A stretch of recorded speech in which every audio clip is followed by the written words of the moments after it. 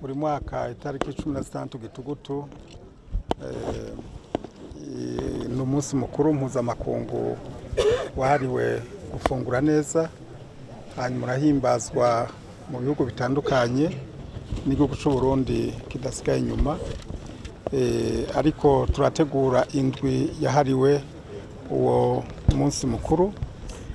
Twashimye rero gutangurira ngaha mu kutanguriza ngaha mu ntara ya Muramvya, kuko ni intara twasanze harimo ibikorwa byinshi kandi byiza biriko birakogwa no kugwiza umwimbu mu biterwa byose, mbere tutibagiye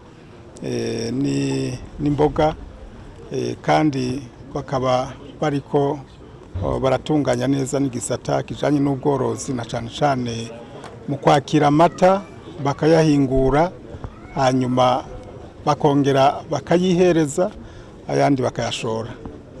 Uno munsi rero umunsi mukuru mpuzamakungu hariwe gufungura neza, ufise icivugo kivuga kiti dutegure kazoza keza mu gufungura neza, inzara izobe umugani.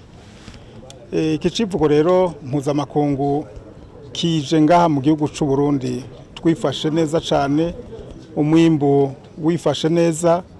Byo navyo bikaba byavuye ku migambi n'imigabo myiza ya leta y'u Burundi mu gushikira bene gihugu kubarosa byankenerwa, ari fumbire, ari imbuto zirobanuye, kandi murazi ko turiko turikorera ifumbire, haba mu gukingira neza isi ndimwa kugira ngo ibandanye igira umwimbu mwinshi, kambere no gukingira amasoko kugira ngo tubandanye turonka amazi yo kuvomera muri ca gihe cici. Ikindi kandi giteye igomwe nuko bica bituma na ya myonga tuba twamaze gutegura neza yimbuka ntisubire gutwagwa.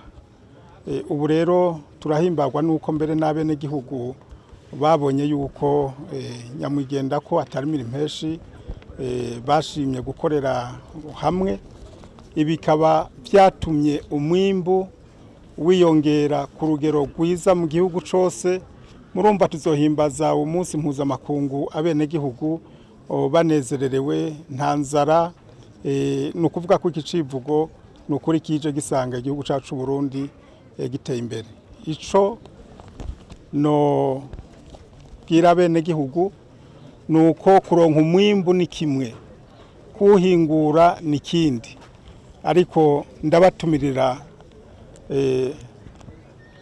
rwose ko uyu mwimbu bomenyera kuwufungura, ntibabone gusa yuko ari ukugwiza umwimbu tujana ku masoko, kuko niwe twawufungura tukagira amagara meza tuzobandanya gukora, kandi nta ngwara zizokora ku bene gihugu.